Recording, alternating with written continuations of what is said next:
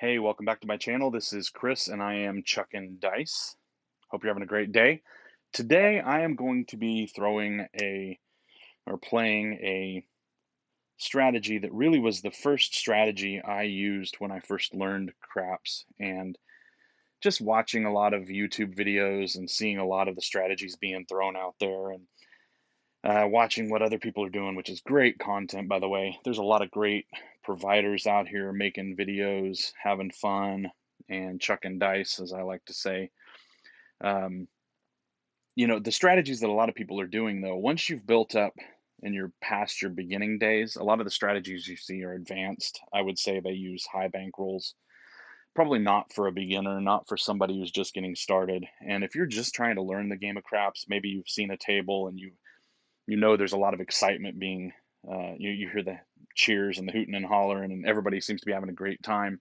That's one of the awesome things about playing craps, and it's one of the reasons I love just being at the casino, and it's sometimes why I lose my bankroll, because I stick around too long.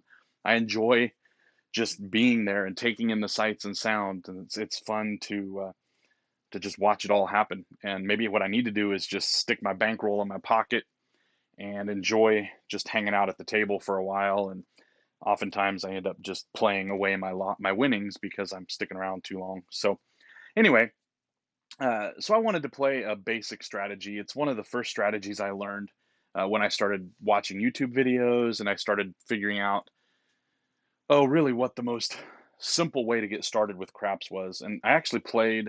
Let's see. I think it's been a few years ago in Vegas. I was walking through the casino and I stepped up to a craps table for the first time. I think it was in an afternoon. I was there for a conference or convention or something, and I was just walking through the casino, and I was drawn to the craps table. There were some people playing around. It was the middle of the afternoon, and so there was room for me to step up to the table. It wasn't crowded like they often are in the evening, and I just watched for quite a while. I watched before I even bought in, and there was a gentleman next to me. I think he was from San Diego area. He had driven over for the weekend. He said he drives up on a Friday, spends basically 2 nights, 2 days playing craps all the time, and then heads back late on Sunday night to get to work on Monday morning.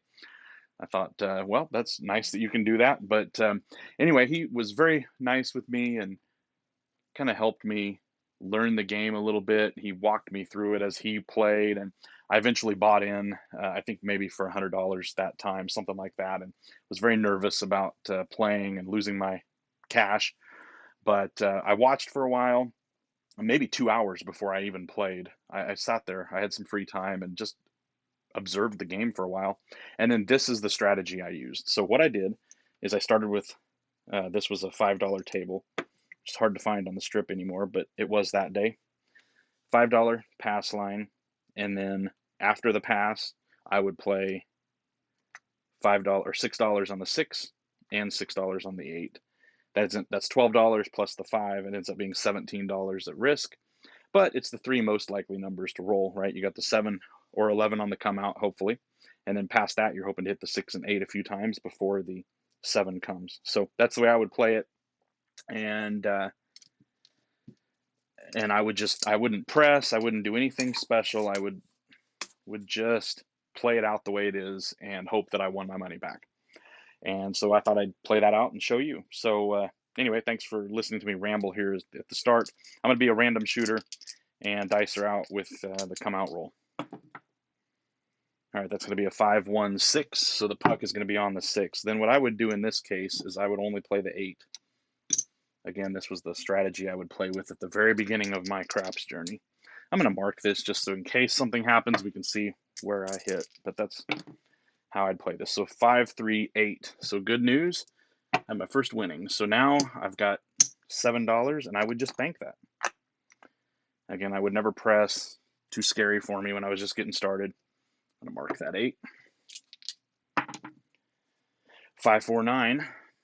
Hitting the inside numbers here. I don't have anything on that. Normally I would these days, but back then, nope. Would never play odds, anything like that. Okay, I hit the 8 again. That's good. It's going to be another $7 winner. Again, I'm just banking this up. Never pressing.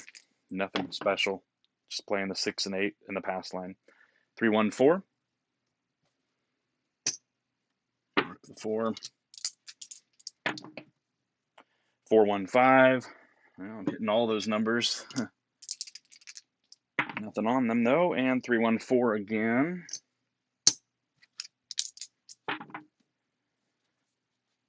549. I got nothing on that. 516. Okay, so hit the point. That's going to win $5 here. I just bank that. This is going to be off on the come out, and I would just come back and do it again. 617. All right, that's the time for that. That's a front line winner. I'd bank that.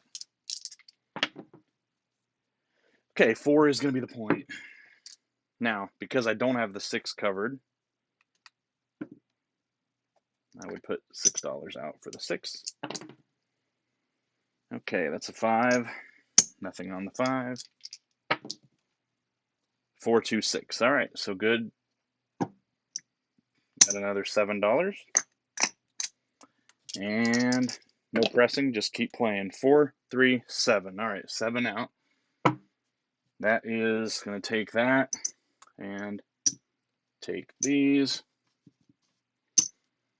And that's going to be the end of my roll. So what I did, just to show you, so I've got my $200 here. Let's see.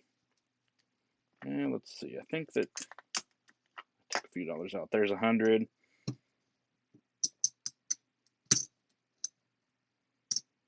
Oops. Okay, 175. 1, 2, 3, 4, 5. 175, 180, 183 that I played out of my bankroll.